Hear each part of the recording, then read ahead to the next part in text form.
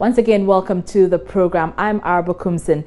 It's been quite a packed day for politics all across the length and breadth of the country, and with less than 2 months to go for the December polls, the expectation is that it can only get busier. And it's been quite busy for security personnel in the northern regional capital, Tamale, who have had a tough time trying to maintain calm there after confusion rocked the Electoral Commission's voter transfer exercise there. It all started with potential voters, mostly university students there, complaining about long queues, lack of electoral materials and threats by supporters of the NDC and MPP. The exercise became chaotic and was suspended after shots were fired and many had to flee for their lives. Hashbin Mohammed, a correspondent in the northern region, will be joining us with details on that. But we can speak to the police now, and Northern Regional Police PRO Ebenezer Tete joins us on the line now. Now, we understand the police was overwhelmed by the supporters of the two parties, which is why the military were called in to support your personnel. What is your assessment of the security situation there now? Hello. Hello, good afternoon, Mr. Ebenezer Tete. Yes, good afternoon. Yes, I was asking you about your assessment of the security situation now, because earlier our reporter told us that the police were outnumbered by the supporters of the NDC and MPP there. And so what's the security situation there now? As we speak now, the offices of the district or the metropolitan district office in Tamale has been closed down, and the exercise has been halted because of the shooting incident there. Okay. I know that you are still investigating this incident, but what information have you picked up with regards to what may have sparked the violence, the incident which we saw where gunshots, shots were fired? Thank you very much. What happened was that because of the instruction by the IGP for us to provide security at all the district offices, we sent 3 police officers to the Metropolitan Office of the Electoral Commission this morning to provide security there. During the course of the transfer, we take intelligence that we have to send additional police officers to the place to go and beef up the numbers. The initial information we got was that because tomorrow is the last day, it appears some political parties were passing people to the place to have them transfer their vote. And there was confusion as to who should be served first. And during the course of the confusion, somebody fired gunshots behind the office of the Metropolitan Office, scared people away. Police quickly moving, but when we went to the place where we heard the gunshot from, the persons who fired had run away. So as we speak now, we have not been able to establish the one who fired the shot. Neither have we had any reports with us as injuries as a result of the gunshot that we had. The offices have been closed down, as I indicated to you, and the EC officials will be having an inter-party meeting with the political parties, we are told. But for now, the exercise has been halted. And have any arrests been made at all? Has anybody been arrested in connection with the violence that we witnessed at the EC's office today in Tamale? Not yet. I beg your pardon? Not yet. Not yet, not yet. So what security arrangements are you putting in place to avert, recurrence of this incident?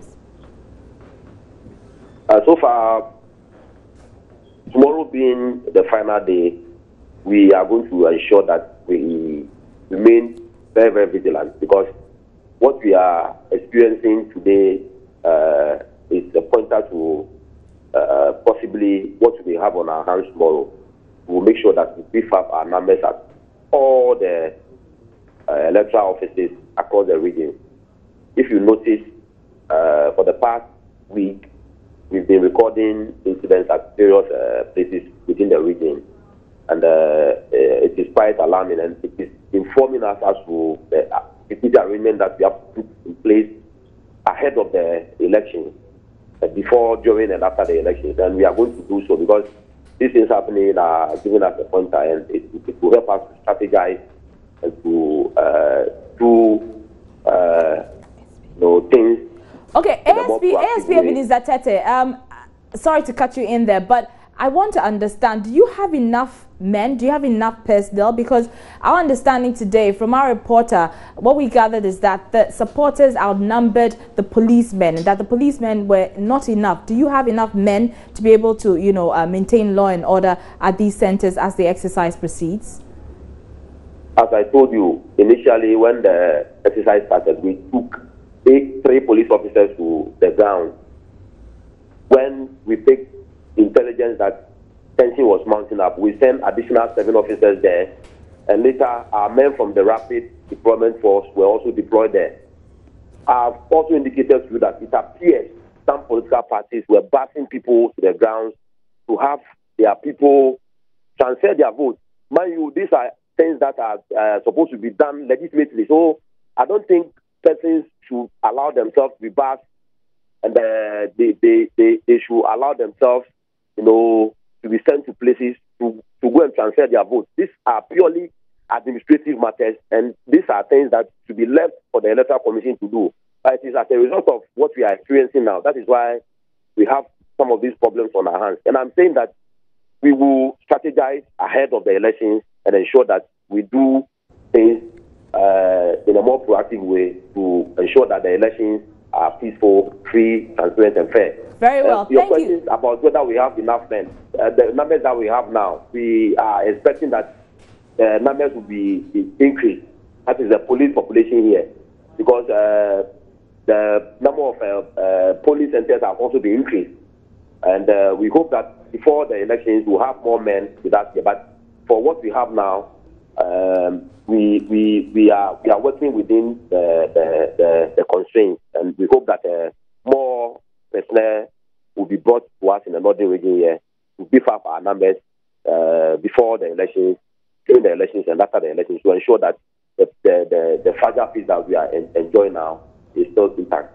All right, thank you very much. That's Northern Regional Police PRO, ASP Ebenezer Tete there. Many thanks for your time. Let's speak to our correspondent, Hashmin Mohammed. He joins us on the line now. Hashmin, you were there when the violence broke out. Explain to us exactly what happened, even as people were running for their lives. Well, it all happened when the political parties started accusing each other of bashing people from the University for Development Studies to register them. While the NDC believed that those who were based are from the Ashanti region, the MPP also believed that those who were based are from the Volta region. So they were all trying to protect their political parties. And quite apart from that, some of them believe that with the huge numbers at the Metropolitan Electoral Commission office, the EC wouldn't be able to register all, and all of them were trying to ensure that some members are able to transfer their votes. Were there any casualties? No, no casualty was recorded. Very well, but you have been speaking to some of the students, and they have some genuine concerns about long queues, concerns about inability of, or the shortage of electoral materials. What else have they been telling you? Well, they fear that if the Electoral Commission do not extend the exercise, a lot of them will not be able to transfer their votes. They are saying that the Electoral Commission took about 3 days of the period that they gave out for the transfer to take filing fees of parliamentary candidates. And within that period, they never attended to them. And each and every day that they come, they are met with frustration. All right. Thank you very much. And that's Hashmin Mohammed. He is our Northern Regional Correspondent. Let's now speak to the Deputy Head of Communications at the Electoral Commissions, Yusuf Ayuba. He joins us on the line. Good afternoon to you, sir. Good afternoon. First of all, I need to know whether the Commission is going to continue with this exercise, or has it been suspended indefinitely? Thank you very much. The exercise is ongoing, and tomorrow is the closing day, and the Commission has no intention of suspending it. It's only in areas where there are reported cases of violence, which will pose a threat to the participants, and then the infrastructure, and then the materials. Then that one, as a matter of course, we have to suspend the exercise until security and order is restored. So in such circumstances, would you extend the exercise? Thank you. You see, the interesting thing is that these activities, when we're talking about transfers, applications for probably nominations, they are cast in law. The timelines for all these exercises are cast in law, and you don't have the flexibility to adjust it. So once the time is elapses, that means the program is over. So you're saying that for people who, through no fault of theirs, had to, go through this sort of incidents, this violence, they may be disenfranchised? Not necessarily disenfranchised, and we need to call these exercises to a halt as a way of even protecting the very participants who may end up being disenfranchised. You see, all these things can just get going, and we can only get it right if people play it fair and if the laws are made to work. Okay?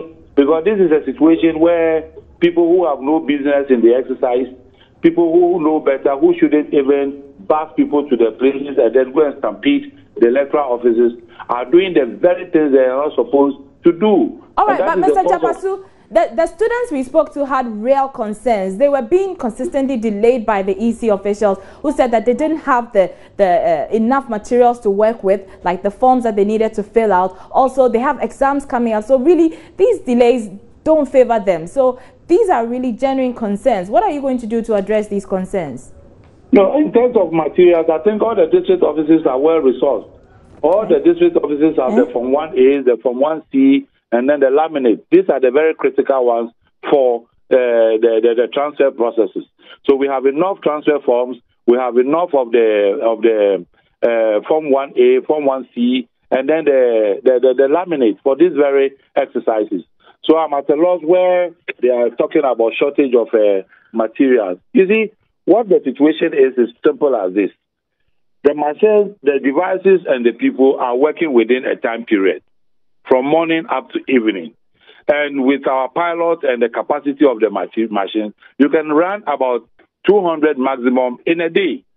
But when we are confronted with a situation where the political parties are busing people in, okay, where a party may bring 400, another may bring 300, practically it is impossible to process all of them in a single day. You just can't do that. Even if you have the will to do it, you can't do it within the time period that is given.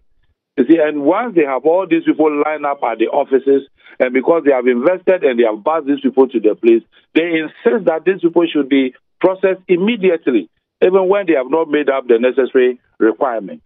You see, the moves are strategic, and I think it is time we held the political parties accountable to what the malfeasance they are causing at the transfer centers. Otherwise, this would have been a smooth exercise as we've always had it. All right. This discussion will continue in our subsequent bulletins. But thank you very much for your time. That was the head of communications, at this Electoral Commission, Eric Japasut there. Well, also today, some parties have been unveiling their running mates. The Convention People's Party and the National Democratic Party adored the people who would partner their flag bearers and hopefully become the vice president after December 7th. Let's begin with the CPP running mate, Nana Gabi Nketia. Now, you know there's been controversy over whether he is really a member of the CPP after he was reported as saying he's still a card-carrying member of the NPP. Nana Gabi, following suggestions that he's not a card-carrying member of the CPP. Well, at his official introduction to the party today, Nana Gabi Nketia attempted to set the record straight. Listen. I'm a beneficiary of Kwame Nkrumah's ideology. When I was a young man, I joined the boys' company and I won a scholarship introduced by Kwame Nkrumah, and I went and studied engineering abroad. When I came back, I served in the army. The Minister of Defense, Kofi Bako, was my friend. I mean, Kofi Bako's father. He loved me. He even bought me a set of musical instruments. And all this, you are asking me whether I am CPP or whatever. So please,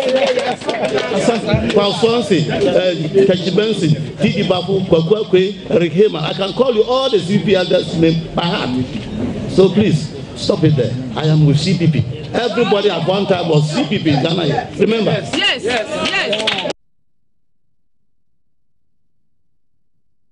So that's CPP running mate Nana Gabin-Ketia there. But also unveiled today in Accra was the running mate of the NDP flag bearer Nana Kunedu-Agyeman Rawlings.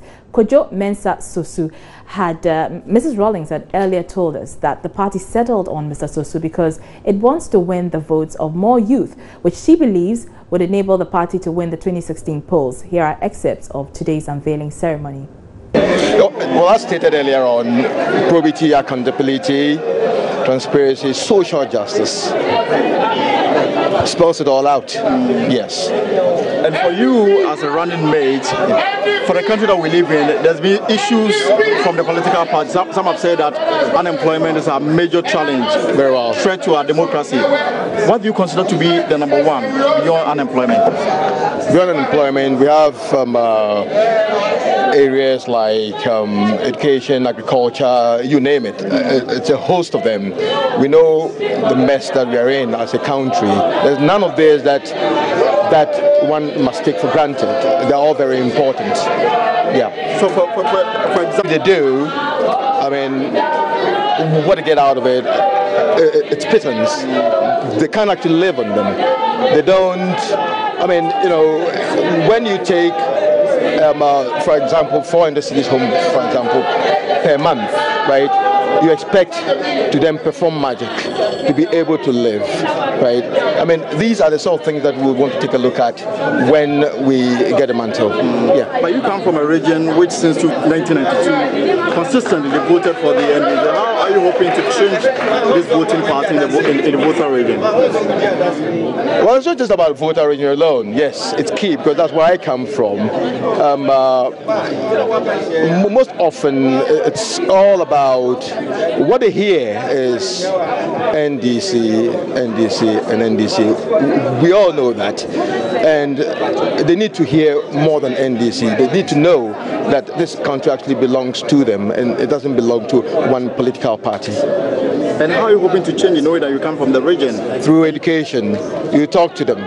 You made them know, expose information to them, tell them that they have the power to be able to make the changes that this country dearly needs. Is it your conviction that despite the overwhelming support the region is giving the NDC, in terms of development, is the region lagging behind? Yeah, it's lagging behind. And I think that there's no better time than now.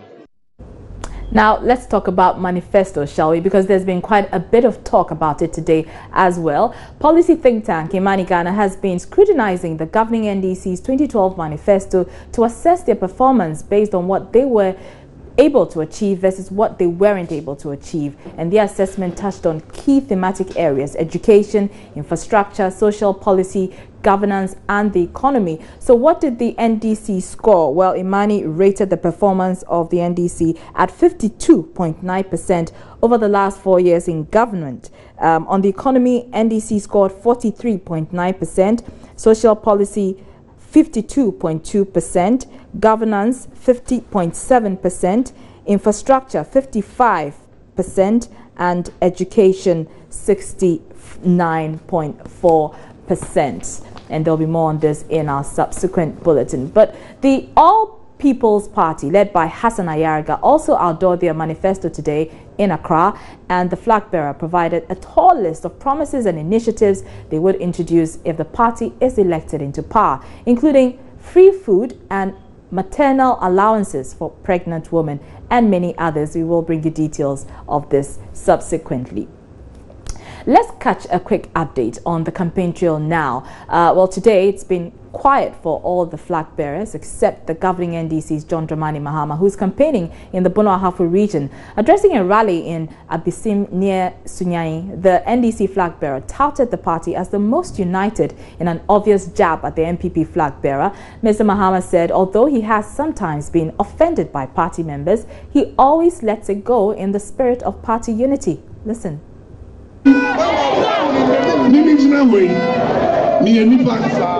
and from so on so. Meaning say sometimes we hear the and you bear what NDC no every back as a home penny where they don't agree. And so you're saying answer and you need papa put him. Enti what's your NDC party no? You only pay one on my year and you make me. And so me yeah nipa me da abanyo kono enti e was said maybe sa eshememu na me ka ubia bom. And now what's your NDC? NDC is the most united party in the whole of Ghana.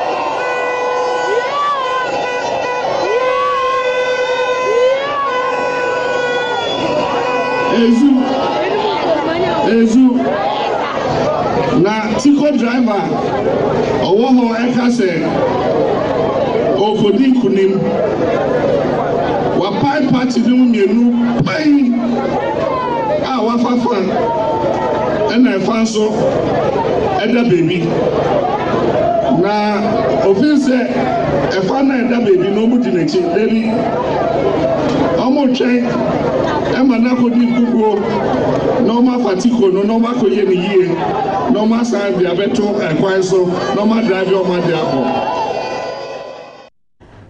So that's President John Dramani Mahama campaigning in the Bono Ahafo region. Essentially what he's saying is that his party is more united than that of other parties, throwing an obvious jab at the MPP's Nana Akufo-Addo. Well, that's our show for today. If you missed the live broadcast, you can catch the show on YouTube. Election Brief returns same time tomorrow. I'm Mara Bokumson. Evan Spencer is up next with The Pulse.